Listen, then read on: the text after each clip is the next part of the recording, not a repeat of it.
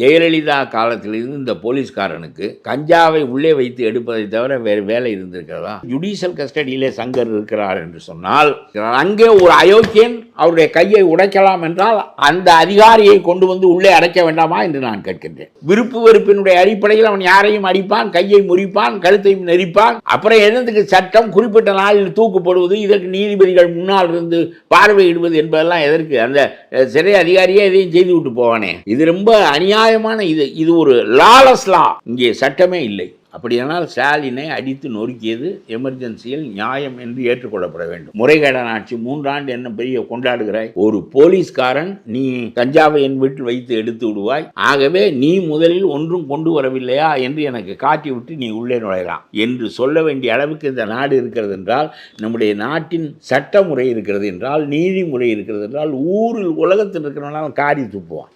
சுட்ட அத்தனை போலீஸ்காரனையும் தூக்கிலே போட வேண்டும், கிரிமினல் வழக்கு தொடுக்க வேண்டும். நீதிபதியே சொல்லிவிட்டார், ஏன் தொடுக்கவில்லை? இது நியாயமான அரசா என்று கேட்கிறேன். இது கேவலமான அரசு என்று சொல்லுகிறேன். ஸ்டாலினுடைய அரசை திமுக விமர்சிப்பவனுக்கு குண்டர் சட்டம், பயிர் நிலத்தில் தொழிற்பேட்டை கட்டாதே என்று சொல்லுகின்றவனுக்கு குண்டார் சட்டம். இந்த நாட்டிலே இவர்கள் கையிலே இந்த மோசமான சட்டம் இருக்கிறது என்று சொன்னால் இது ஜனநாயக நாடே இல்லை. பெண் போலீஸ் அந்த அடிபட்ட கையிலே மறுபடியும் ஊறு விளைவிக்கிறார். இதெல்லாம் என்ன நியாயம் என்று கேட்கிறேன். என்ன உங்களுடைய மனம் தடித்து போய்விட்டதா? சட்டத்தை நடத்துவதற்காகத்தான் நீங்கள் எல்லாம் உடுப்பணிந்திருக்கிறீர்கள், உங்களுடைய கோபதாபங்களை எல்லாம் காட்டுவதற்காக அல்ல. கஞ்சாவை கொண்டு போய் யார் வைத்தார்கள்?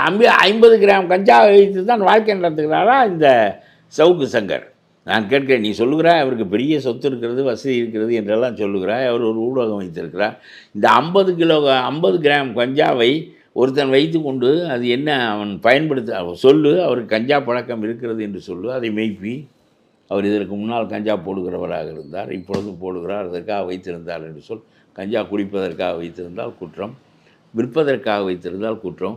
விற்கிறவனையெல்லாம் கொண்டு வந்து உன்னுடைய அணியிலே, அயல்நாட்டு விவகார அணியில் வைத்து பல ஆயிரம் கோடியை பெற்றுக்கொண்டு அவனை பெரிய இடத்தில் வைத்து அமெரிக்கா கூப்பிட்டு டெல்லிக்கு சொல்லி தமிழ்நாட்டிலிருந்து தான் கஞ்சாவும் ஹீராயினும் எங்களுக்கு வருகிறது என்று சொல்லி டில்லி அங்கிருந்து கீழே இறங்கி கடைசியில் அந்த இவரை அவர் என்ன ஜாஃபர் ஷரீஃப் அவரை பிடித்து வைத்திருக்கிறார்கள். இப்பொழுது டெல்லிக்கு கொண்டு போயிருக்கிறார்கள். நான் சொல்கிறேன், அமெரிக்காவிலிருந்து செய்தி வருகிறது தமிழ்நாட்டிலே இந்த வியாபாரம் நடக்கிறது என்று. உனக்கு வெட்கமாக இல்லை?